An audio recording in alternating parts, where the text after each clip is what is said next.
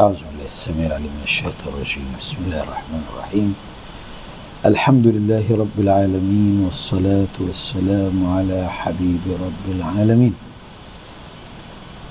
Syukurlah pada hadrat Allah dapat kita insya-Allah bersama. Saya muliakan Tuan Cik Jantang, Cik Jannah bin Hasan, hadirin hadirat yang dirahmati oleh Allah Subhanahu wa taala, malaikah yang mengambil bahagian dalam majlis ilmu. Saya ucapkan Assalamualaikum warahmatullahi wabarakatuh. Dalam pertemuan sebelum ini di 11 hari bulan 10 hari bulan 1 2024 kita sudah bermula adab-adab puasa sampai kafarah dosa dengan berpuasa. Akan tetapi kita berbicara itu di bulan Syaban. Jadi kita menghormati kehadiran bulan Syaban yang dimuliakan oleh Allah, sehingga ada beberapa perkara yang diberi kepada oleh Allah Subhanahu wa taala kepada Sayyidina Rasulullah sallallahu alaihi wasallam sebagai tanda kemuliaan baginda dan nilai Rasulullah sallallahu alaihi wasallam di sisi Tuhannya, dan amalan yang menggembirakan hati Nabi Muhammad walaupun bertentangan dengan sistem syariat atau sistem alam. Contohnya, ahlan wa sahlan, qiblat kita memalah tetap satu arah saja. Tapi bila Sayyidina Rasulullah rindu kepada tempat kelahirannya menjadi sebagai satu kiblat, Allah Subhanahu wa taala menukarkan syariat. Kalau Allah Subhanahu wa taala menukar syariat untuk Nabi Muhammad, itu bertanda kita sepatutnya berwaspada. Nabi ini satu perkara penting, sehingga Allah menggembirakan hati Nabi walaupun belum minta satu permintaan, Allah Subhanahu wa taala tunaikan hajatnya. Itu dalam surah Al-Baqarah juzuk yang kedua, muka surat pertama. Tengah-tengah muka surat itu Allah firman, Bismillahirrahmanirrahim, qad nara taqalluba wajhika fis sama. Qad nara taqalluba wajhika fis sama falanuwalliyannaka qiblatan tardaha. Kami nampak kehairananmu, nampak kerinduanmu kepada Kaabah. Sedangkan kiblat yang awal Allah letak ke arah Palestin, Masjidil Aqsa.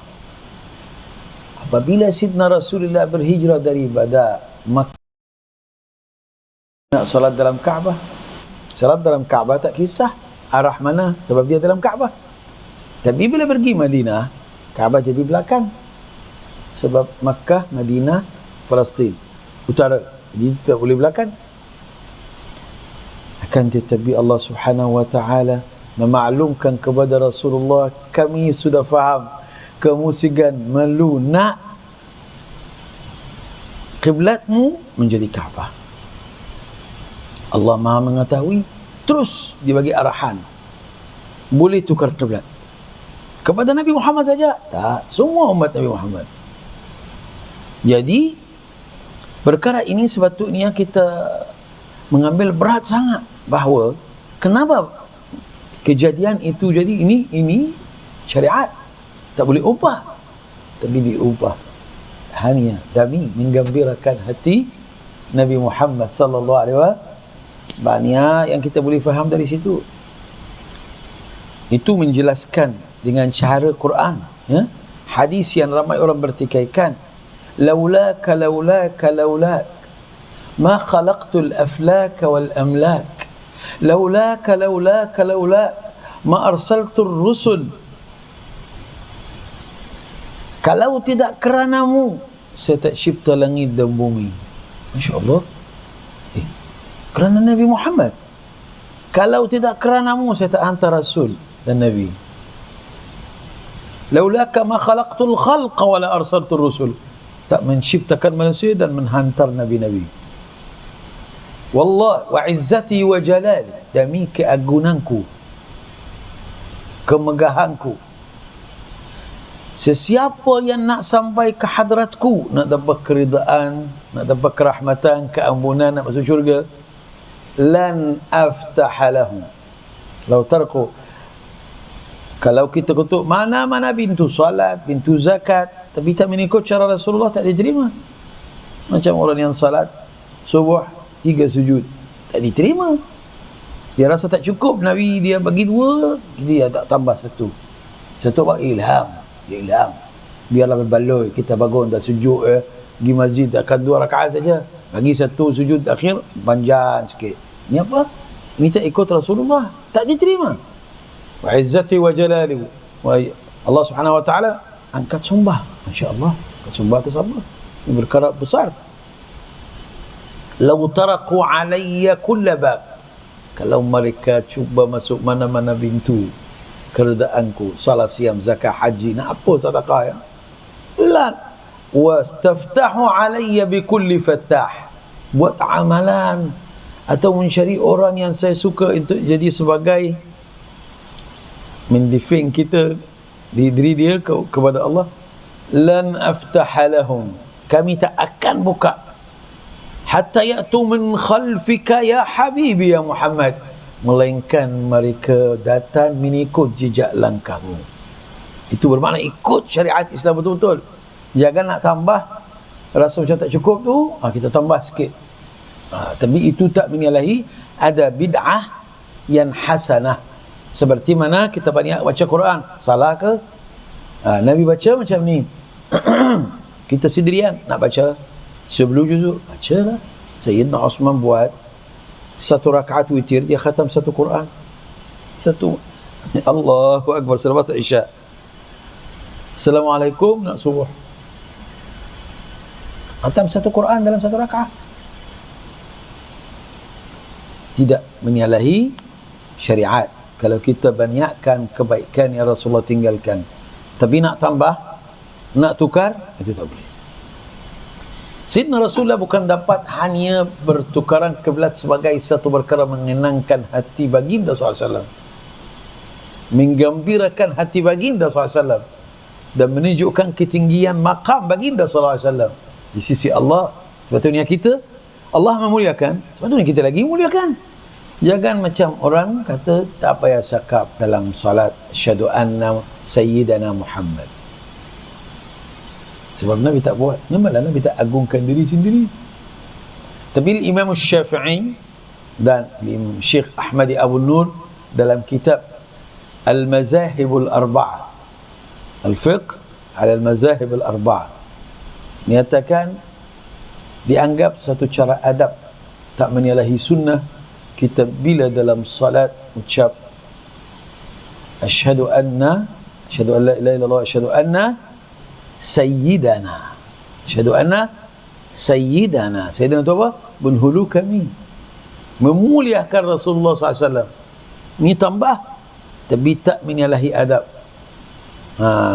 tak menyalahi sunnah, bahkan bertepatan dengan apa yang Allah hendak, memuliakan Rasulullah sallallahu alaihi wasallam, sehingga buat yang kita tak sangka boleh jadi, iaitu tukar syariat, iaitu tukar kiblat daripada Masjid Al-Aqsa kepada Masjid Al-Haram. Itu perkara yang pertama. Yang kedua, Rasulullah sallallahu alaihi wasallam disyabar oleh ahli Makkah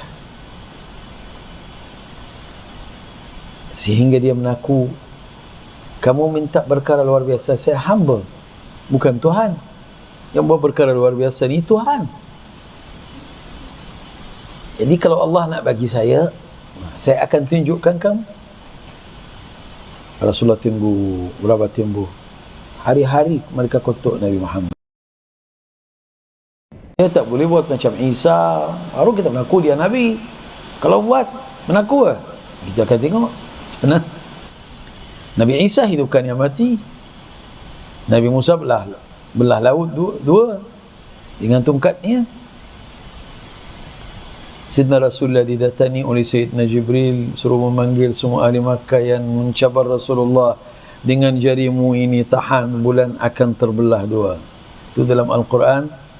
Bismillahirrahmanirrahim. Surah namanya Al-Qamar. Qamar itu bulan. Aqtarabatis sa'atu wanshaqqal qamar. Bermakna tanda dekatnya hari kiamat bila bulan terbelah dua. Jadi mukjizat Nabi Muhammad ini besar. Kiamat. Sebab dunia sudah tua.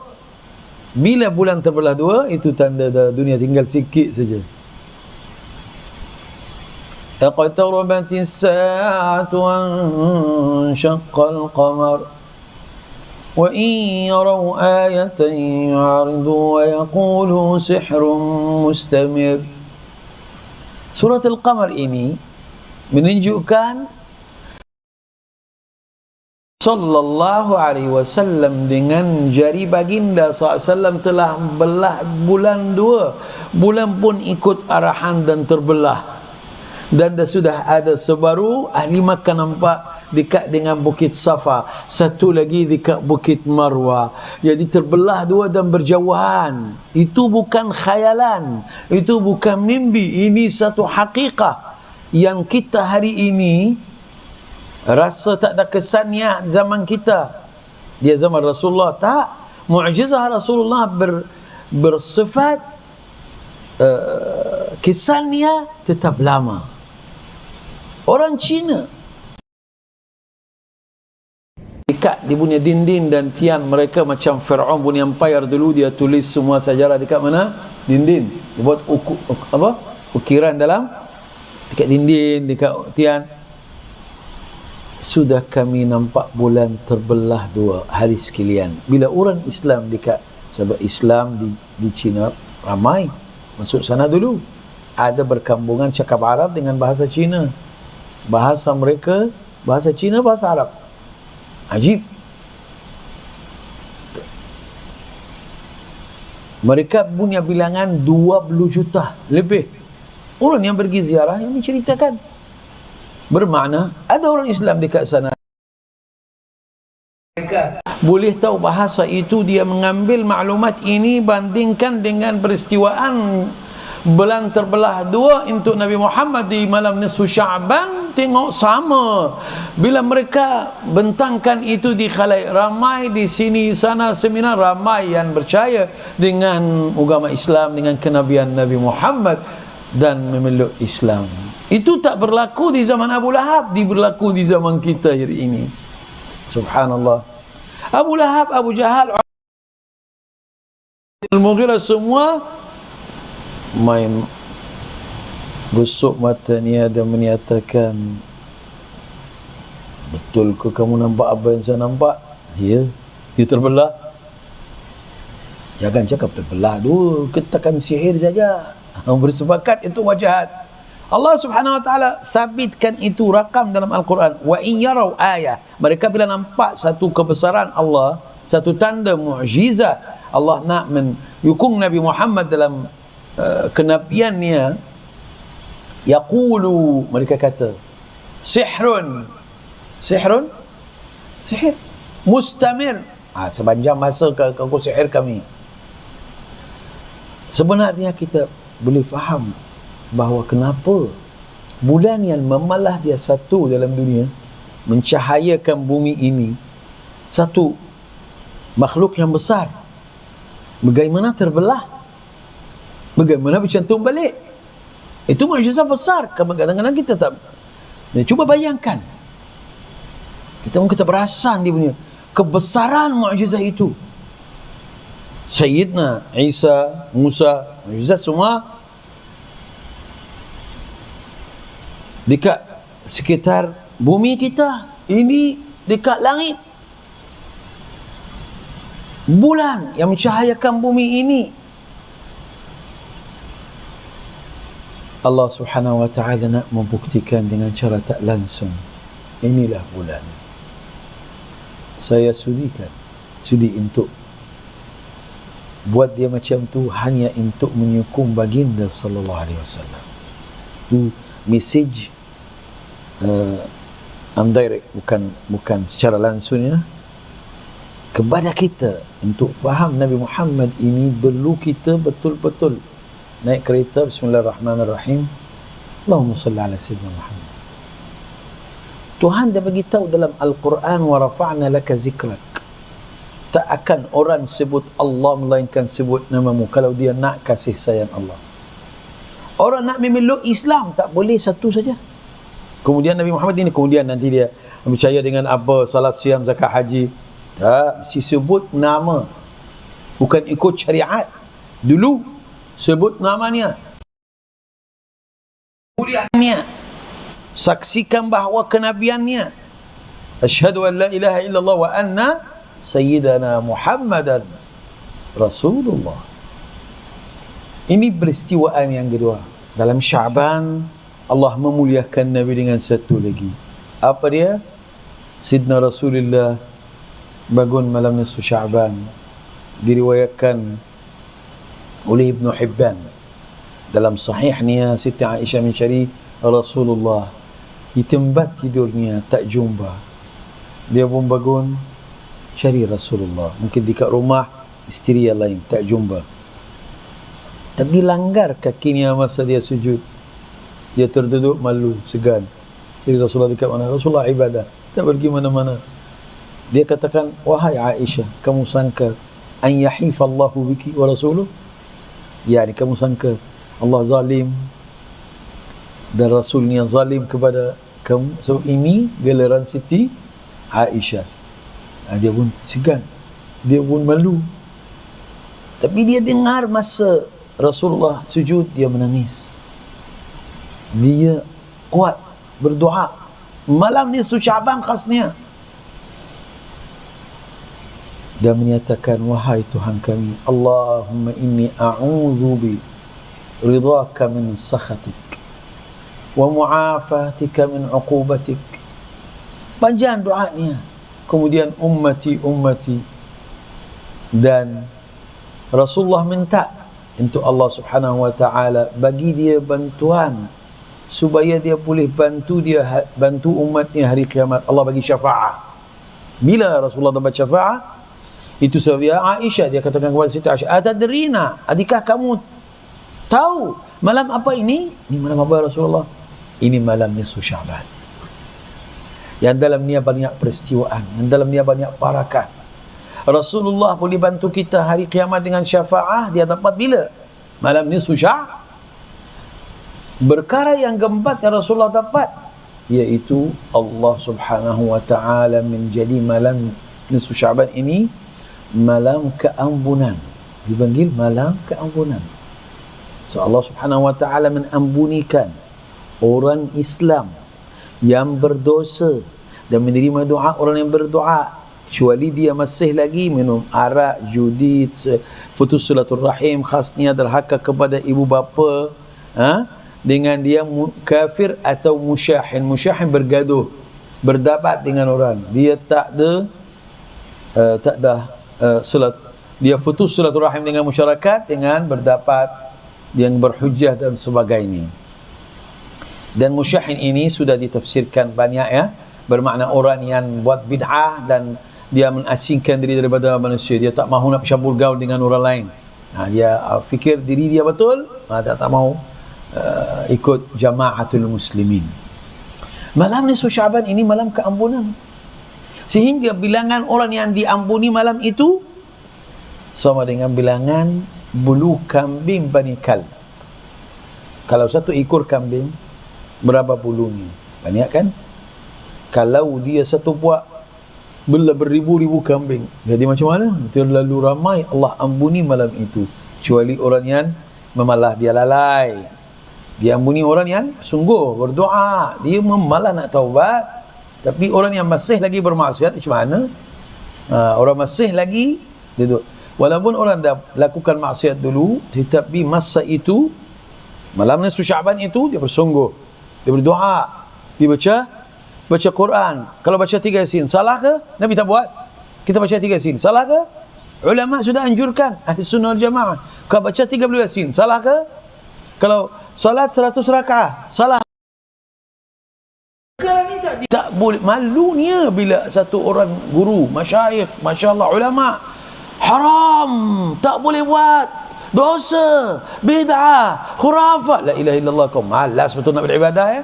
Ini malam dimuliakan oleh Allah, perlu kita memuliakannya. Tak boleh kita nak kasih orang low semangat malam nisfu Syaban. Jangan buat, nanti bid'ah. La ilaha illallah. Macam syaitan punya apa? Punya suruhan ya. Jangan malam Syaban minta keampunan. So ini bid'ah. La ilaha illallah. Bid'ah apa? Sidna Nabi sendiri sehingga Siti Aisyah, hadis Ibn Hibban masyhur, dengan Sayyidina Rasulullah sallallahu alaihi wasallam sudah dapat banyak peristiwaan menandakan kemuliaan malam itu. Kenapa bukan di malam lain? Di bulan Syaban dapat kiblat berubah. Di nisfu Syaban dapat terbelah bulan 2. Di nisfu Syaban Allah mengampunikan umat Nabi Muhammad. InsyaAllah. Bila satu hari mulia, perlu kita memuliakannya. Itu mana dalam Al-Quran? وَذَكِّرْهُمْ بِأَيَّامِ اللَّهِ. Bermakna, ingatkan mereka wahai Muhammad dengan hari-hari kebesaran Allah. Hari Ma'al Hijrah, Isra wal Mi'raj, hari kelahiran Nabi, hari Ashura, hari Arafah, ya? Hari nisfu Sya'ban, nuzul Quran, malam Lailatul Qadr. Itu semua digalakkan untuk kita membuat sambutan dan meraihkan malam itu. Mana-mana hari ada kebesaran Allah digalakkan dan dituntut oleh Allah dalam Al-Quran. Tengok dalam surah Maryam, dia suruh kita ceritakan cerita Siti Maryam. Sebab dia dapat anak tambah suami dengan tiuban saja daripada Sayyidina Jibril. Wa dzkur fil kitabi Maryam. Ni izkur ni apa maksudnya apa? Sebut. Buat sambutan. Wa dzkur fil kitabi Maryam. Hari kelahiran Nabi Isa. Tak salah. Bila kita menghormati, tak salah. Sebab Allah suruh dalam Al-Quran. Sebut Siti Maryam semasa dia melahirkan Sayyidina Isa. Wadhkur fil kitab Ibrahim. Hari kurban. Bila Rasulullah sallallahu alaihi wasallam menceritakan bahawa Sayyidina Ibrahim nak sembelih anak tapi Allah selamatkannya, nak uji saja kasih sayang terhadap anak lebih atau kepada Allah lebih. Bila dia sudi nak sembelih anak, Allah menyelamat, dan buat menyelamatkan Sayyidina Ismail dan buat kurban. Jadi hari kurban ini menandakan apa? Kita meraihkan peristiwaan besar. Apa dia? Kemenangan Nabi Ibrahim atas nafsunya, tak suka kepada anak lebih daripada kesukaan kepada Allah. Jadi hari kebesaran bila kita buat sambutan itu digalakkan dan dituntut oleh syariat.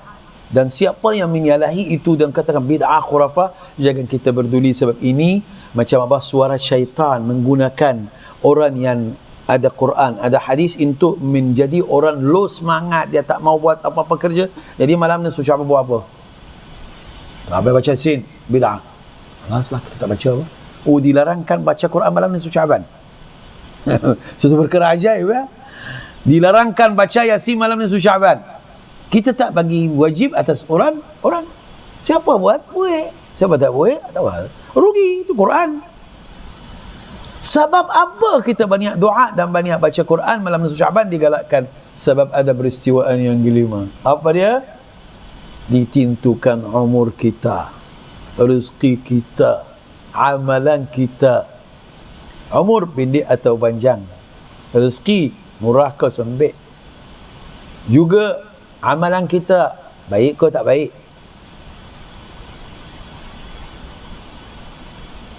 Adakah, satu soalan timbul sini, adakah umur kita belum tentukan panjang ke pendek? Kan ilmu Allah ni dah lama lah. Sebelum kita ada, Tuhan dah tahu umur kita berapa. Dia cipta kita, dia cipta umur, dia cipta rezeki. Dia sudah tentukan rezeki, umur kita, amalan kita, dan tahu kita ahli neraka atau syurga. Tuhan tahu tak? Tak. Kita ke arah mana? Tuhan dah tentu tahu. Yang masa hadapan bagi kita itu masa berlalu bagi Allah. Betul tak? Betul tak? Macam tak faham tu. Masa hadapan kita ke syurga atau neraka, kubur kita dekat mana, Malaysia ke, Mesir ke, Amerika ke, itu masa hadapan kita. Bagi kita tak tahu.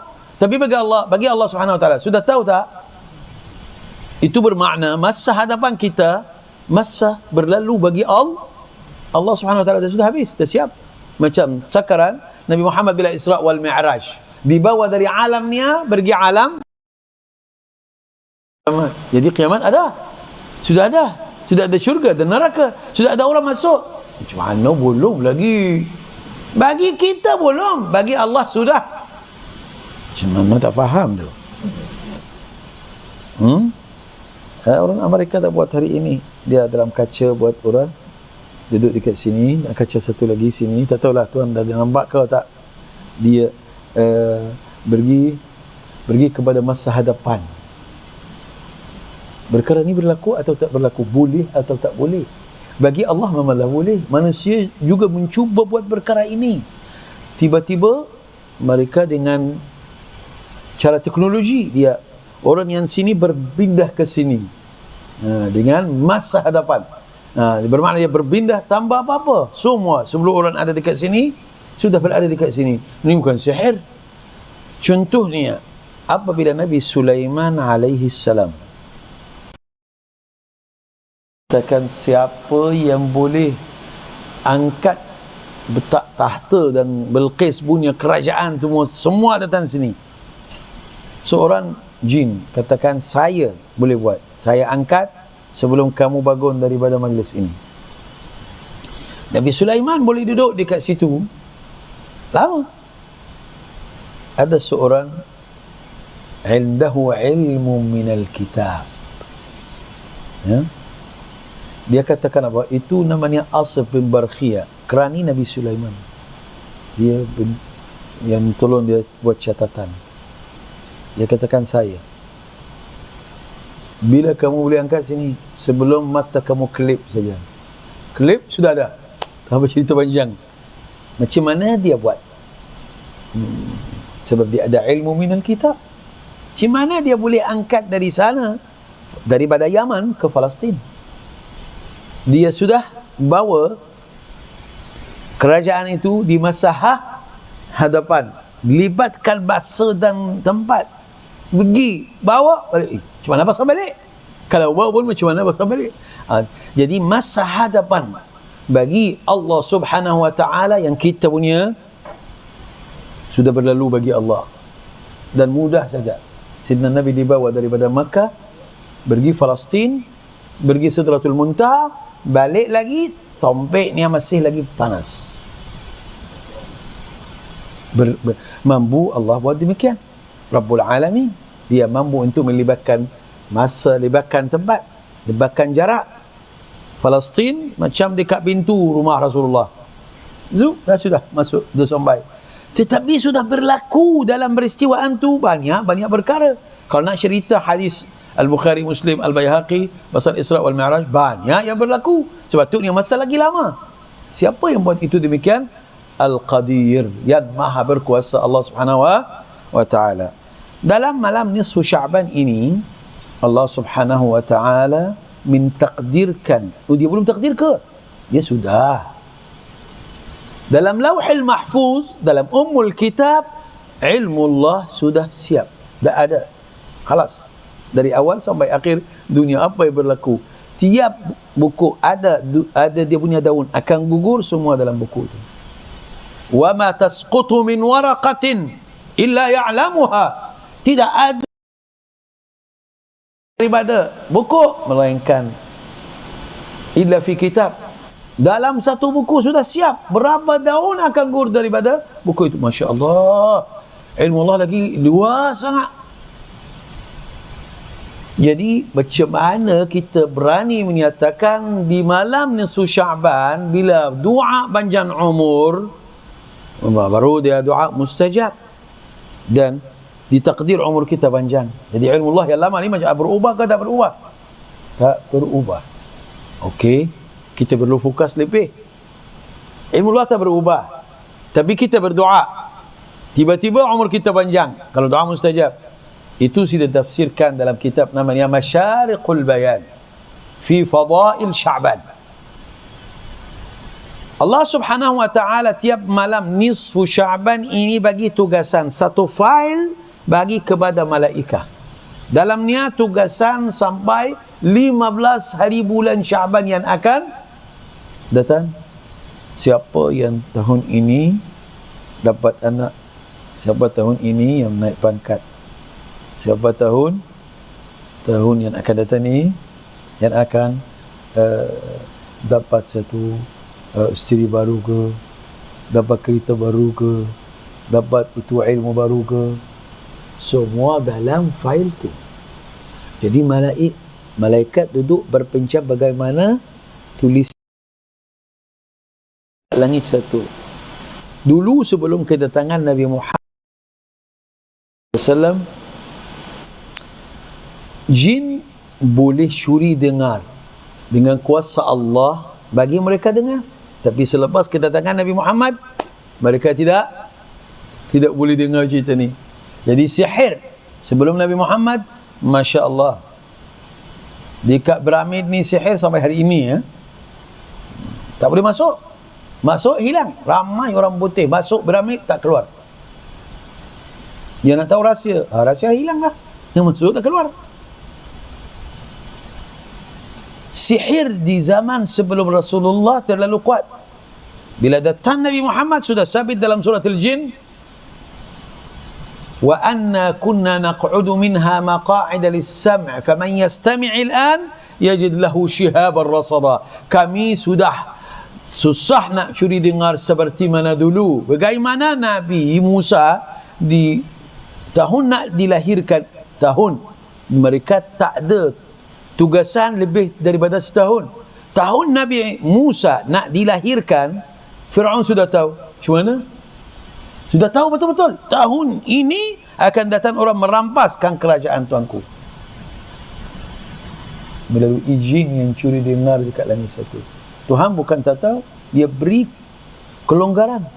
Bila datang Nabi Muhammad nak menunjukkan bertapa faedah dan untunlah bumi ini dapat Nabi Muhammad. Termasuk orang kafir. Sebab sihir, jin tak boleh tahu besok apa. Sampai setahun. Kalau dia tahu pun bukan ilmu ghaib. Ini ada di tangan malaikat. Itu berlaku bila nisfu Sya'ban, malaikat dapat satu fail tugasannya sampai 1 tahun. Jadi malam yang mulia. Jadi kalau kita berdoa, macam mana dia dapat rezeki murah dan panjang umur? Allah Subhanahu wa taala firman dalam Qurannya, yang di tangan malaikat itu qadar muallaq. Yang di tangan Allah, yang sudah dalam Ummul Kitab, itulah sumber ilmu yang tak berubah. Allah Subhanahu wa taala boleh ubah apa yang di tangan malaikat, tapi ilmunya dia tetap berubah. Itu firman Allah dalam Al-Quran. Bismillahirrahmanirrahim. Yamhu Allahu ma yasha'u wa yuthbit. Allah memadamkan apa yang dia nak padam, wa yuthbit, dan ada boleh kekalkan yang mana nak kekal. Dia memadamkan apa yang di tangan malaikat. Dia dapat Sayyidina Malakul Maut, dapat orang umur ni ada sudah 55. Tiba-tiba bila pergi nak ambil nyawanya, dapat arahan oleh Allah, jangan, itu sudah dapat 20 tahun lagi. Gimana? Dia malam nisfu Sya'ban baca 3 Yasin. Dia merayu, dia berdoa dengan sungguh-sungguh, dia suci, dia tak zalim kepada orang, dia silaturahim, dia orang baik-baik. Jadi Allah mustajab doa. Tukar bab 55 sampai 75. Malaikat sabitkan apa yang Allah sudah maklumkan kepada mereka. Berubahlah apa yang di tangan malaikat.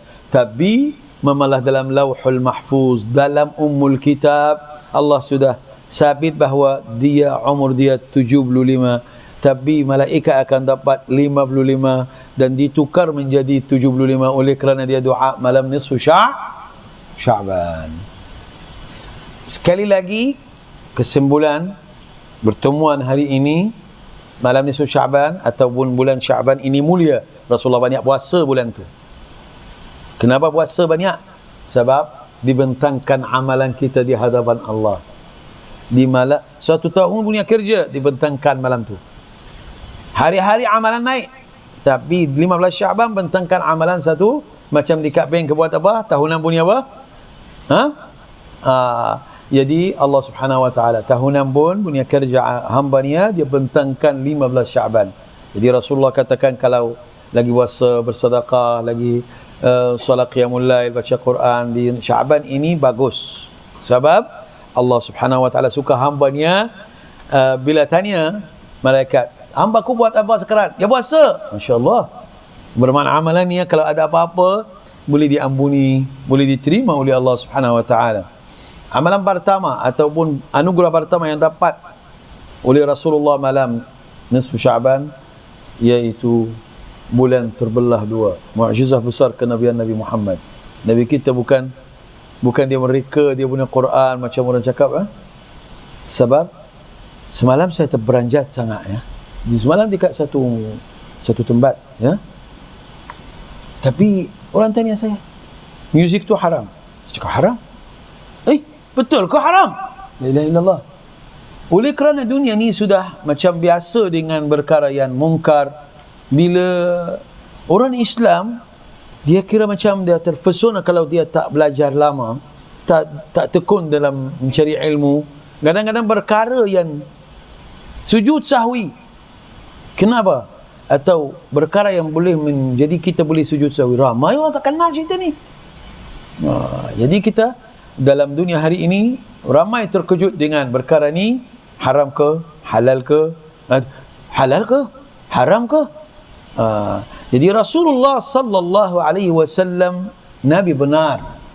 Apa yang Nabi cakap itu sabda Rasulullah sallallahu alaihi wasallam, bila akhir zaman orang akan mengambil al-ma'azif wal qinat, bermakna dia punya gambus,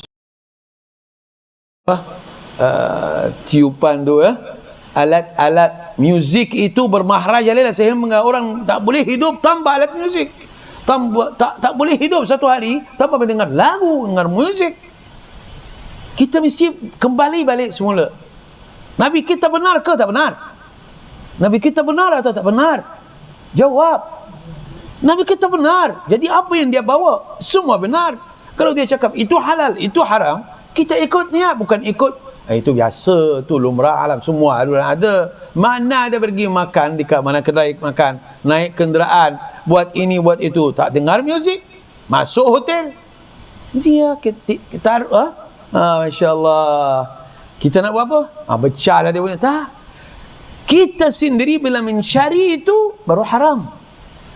Yang ada ulama sudah qasidah, nyanyi itu halal ke haram. Jadi berbicara banyak. Tapi kita rujuk kepada apa yang Rasulullah sabda, itu benar atau tak benar. Perlu kita ikut atau ikutlah semampu kita. Yang dia haram, yang makruh itu lain. Yang mustahab sunnah, janggut.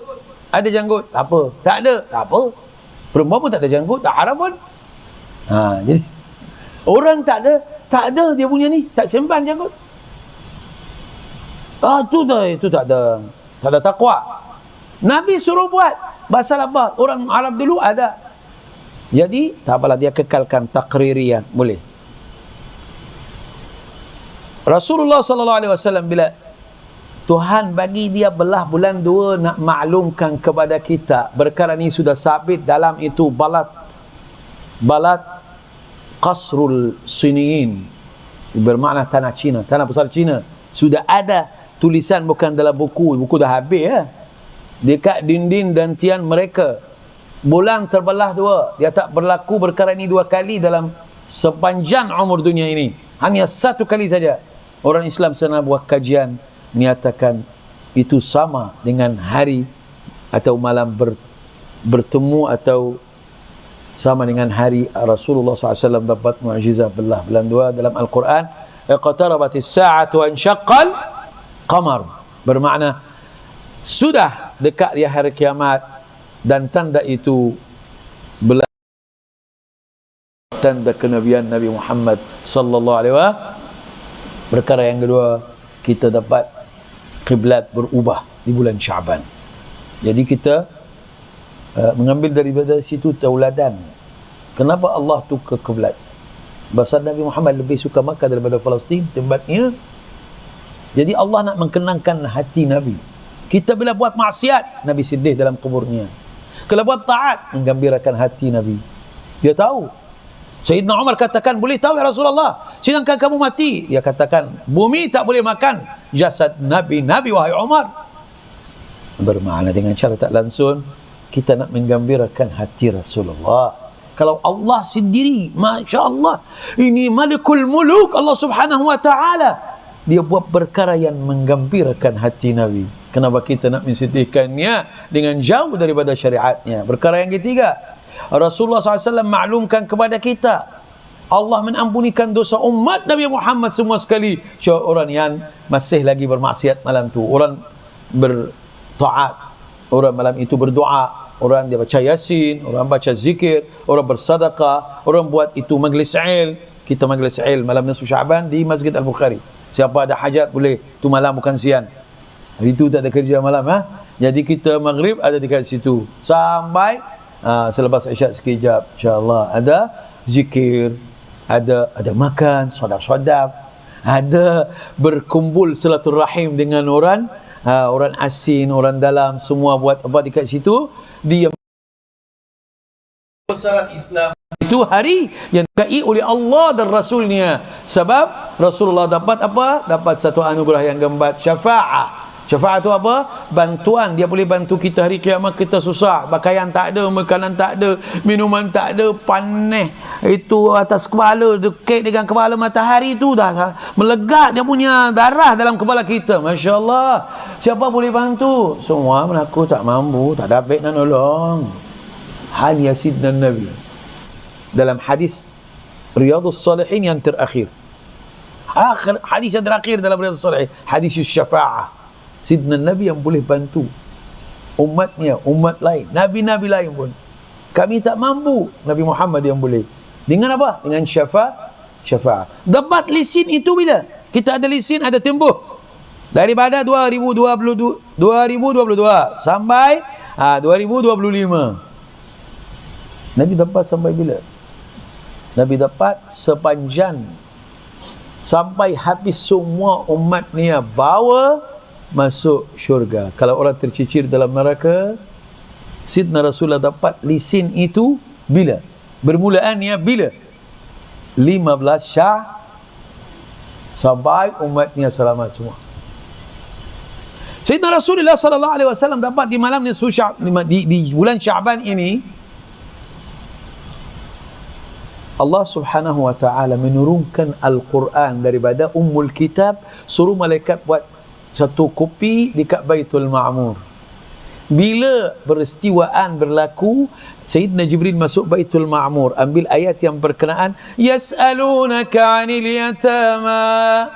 Tanya pasal yatama ni macam mana? Orang yatim. Yas'alunaka 'anil yas'alunaka, itu cerita pasal soal pasal perempuan, pasal itu Ashabul Kahfi, pasal apa? Orang yang al-khamri wal maisir, orang berniaga arak. Ini sudah ada, siap jawab soalan itu dalam Al-Quran yang ada dalam Ummul Kitab, yang buat satu kopi di Baitul Ma'mur yang dibawa oleh Sayyidina Jibril bagi Sayyidina Rasulullah bila diarahkan oleh Allah Subhanahu wa taala. Malam itu malam mulia. Quran turun malam Lailatul Qadr lah. Malah, tapi turun dekat dunia malam Lailatul Qadr. Tapi turun dekat Baitul Ma'mur, dekat langit satu di malam nisfu Sya'ban. Mana itu tak ada dalam Al-Quran tu. Ada malam namanya Mubarak, fi lailatin mubarakah, malam berkat. Ada malam Lailatul Qadr. Qadr itu bermakna malaikat ramai, dia punya terlalu crowded dah, dia punya malaikat sampai bumi tak muat. Bumi kita kecil. Kalau tak tahu, cuba keluarkan kepala daripada tingkap anda malam yang ada bintang. Masya Allah. Kita ni bintang yang kita nampak tu kecil sangat, mungkin beratus-ratus kali ganda bumi kita ni. Jadi malaikat bila turun, crowd tak sempit lah. Sampai orang boleh nampak malaikat. Boleh ke? Dibenar ke? Dia harus ke? Harus. Tapi ada orang jumpa jin saja, tak jumpa malaikat. Terpulang pada anda. Anda kerja apa? Ada wirid, ada zikir, ada Quran. Sayyidina Rasulullah sallallahu alaihi wasallam sudah turun atasnya Quran yang menyatakan bahawa Quran ini turun kali pertama di Lailatul Mubarakah, iaitu nisfu Sya'ban. Bismillahirrahmanirrahim. Surah Ad-Dukhan, ya. Inna anzalnahu fi lailatin mubarakah inna kunna munzirin. Ini ayat yang ketiga. Ayat 3 membuktikan bahawa Quran turun 15 Sya'ban yang ditafsirkan oleh Syekh Muhammad Madhi Abul Azaim, orang tafsir Quran juga, dalam kitab Asrarul Quran dengan kitab namanya Masyariqul Bayan fi Fadail Sya'ban. Dalam ayat yang keempat dalam surah Ad-Dukhan menyatakan satu peristiwaan yang kita ceritakan tadi, fiha yufraqu kullu amrin hakim. Kalau nak rezeki murah malam nisfu Sya'ban, ya Allah murahkan rezeki kami. Tapi sebelum itu bacalah Quran sikit, baca Yasin tak salah.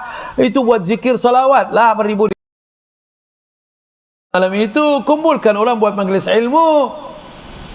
Ya Allah panjangkan umur kami, ayah kami, ya Allah bagi sembuh, bagi sihat. Ya Allah bagi saya murah rezeki supaya anak saya lah dia hidup dengan senang. Wahai Tuhan, doa ini mustajab.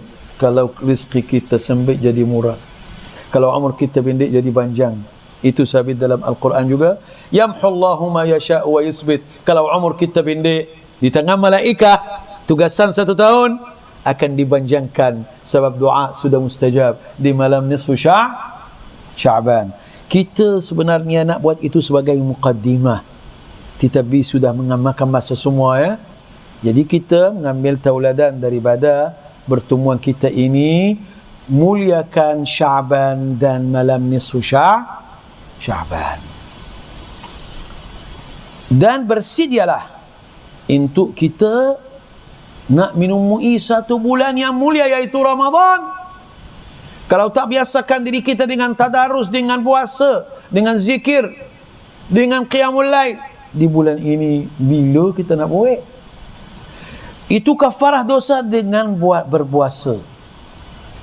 Fatukaffaru dzunubul usbu', iaitu Imam Abdus Samad Al-Filmbani dalam kitab kita dalam bab kafarah, adab-adab puasa, kafarah dosa dengan berpuasa. Tukaffaru dzunubul usbu' bis-siyami al-itsnain wal khamis wal jum'ah, wa dzunubul syahri tukaffaru bil yawmil awwal min asy-syahr wal yawmul awsat yawmul akhir wal ayyamul bid, wa tukaffar dzunubus sana bis-siyami hadhihi al-ayyam wal ashhurul mazkura. Bermakna bila kita puasa dengan cara tak langsung, dia menghapuskan dosa kita. Dan untuk makluman, itu di dunia. Di akhirat ada satu pintu namanya Ar-Rayyan. Pintu Rayyan ini kelebihan dia luar biasa. Manusia yang puasa dia semua berkumpul satu tempat sehingga dipanggil orang berpuasa dengan betul. Orang yang berpuasa dengan betul di dunia, yang ikhlas, yang tulus, yang puasa dia sah, yang jaga daripada subuh sampai maghrib, jaga mata, jaga telinga. Orang ini semua masuk dari pintu Rayyan tanpa dikira, diperhitungkan amalannya. Dosanya diampuni oleh Allah, dosanya yang lain diampuni. Pintu Rayyan, pintu Rayyan. Apa kelebihan pintu Rayyan? Memanglah pintu lain ada. Kenapa masuk dari pintu ini? Pintu ini Allah Subhanahu wa taala simpan sebagai satu anugerah. Malaikat tak dapat nak bagi markah berapa atas puasa yang ikhlas, yang tulus. Sebab kita boleh minum air pipe, puasa juga. Depan orang puasa kan? Depan Allah, depan diri kita dah sudah tak puasa. Kita wuduk, telan saja. Mana ada orang tahu? Oleh kerana dia terlalu halus menjaga keikhlasan kita dengan Allah, orang wuduk walaupun tak sengaja telan, batal. Bermakna kita mesti ikhlas. Tak tahu hari ini dah batal lah dalam diri kita. Kalau ikhlas, kalau tak ikhlas, sudah tak pasal lah. Saya mana ada kadang apa, saya tak makan pun. Oleh kerana keikhlasan dan ketulusan orang berpuasa, Allah sediakan satu pintu. Pintu ni syaratnya berpuasa dengan betul. Bukan puasa tak makan saja. Sebab puasa bukan tak makan, ada jawarih lain. Ada anggota yang perlu lidah kita baik puasa juga ke? Rasulullah bagi tahu suruh makcik kamu yang dia nak tak tahan, dahaga nak mati je, dia suruh dia muntah apa yang dia makan. Pasal dia, bila kita langgar puasa, ada puasa, kita akan dahaga dan lapar. Tengok pukul 10 orang tak tahan, nak mati. Tu kamu melompat berapa orang? Kamu sudah tengok aurat berapa orang? Kamu sudah buat dosa berapa kali? Itu sebab Allah tak bantu. Jadi dia letih, belum lagi seboleh nak tak tahan. Orang sudah maghrib. So, dia jaga puasanya. Ihfazillah yahfazak. Jaga Allah, Allah akan jagamu. Jadi dengan cara tak langsung, di dunia ini dapat dosa kita habis, bermakna kita boleh buat ibadah dan istiqamah. So kita puasa ini menggugurkan, mengkafarah kepada dosa kita. Di akhirat dosa kita digugurkan. So Allah janji puasa dengan betul masuk dari pintu Ar-Rayyan, tak tanya banyak kesalahannya dimaafkan oleh Allah Subhanahu wa taala. Ada puasa cuma mendapat lapar dan dahaga. Dan lagi kata Imam Ghazali dirahmati oleh Allah Subhanahu wa taala, wala tadhunna iza sumta anna as-sawma huwa tarku at-ta'ami wasyarab.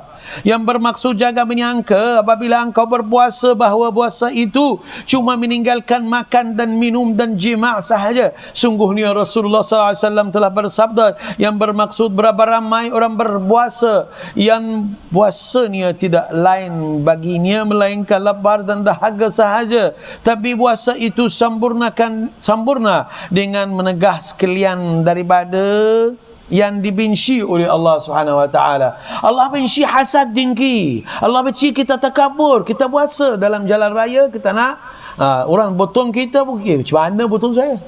Macam mana potong jalan kan? Kita pun nak sudah naik dia punya nafsu tu takabur. Jadi kita bina ni dalam orang tak tahu. Kita yang boleh tahu melalui kita belajar ilmu tasawuf. Bila kita sudah ada nafsu dah naik takaburnya. Kenapa dia? Tak apalah dia potong saya, potonglah, tak ada masalah. Dia bayar rutik, saya pun ada rutik juga. Jalan untuk semua orang. Dia potong, tak apalah, potonglah. Dia mungkin ada isteri dia sedang beranak ke di hospital ke, anak dia ada masalah ke, sangka baik dengan orang. Baru nafsu kita terdidik. Dengan apa tu? Belajar ilmu tasawuf. Masa kita sudah, jadi saya berhenti di sini. Mudah-mudahan insya-Allah kita dapat manfaat daripada apa yang kita dapat bincangkan dan berbicara bagi dalam tengah hari ini. Maafkan kami kalau ada salah silap, kesalahan bahasa, silap kata. Mudah-mudahan kita sempurnakan fiqh puasa dalam bulan puasa.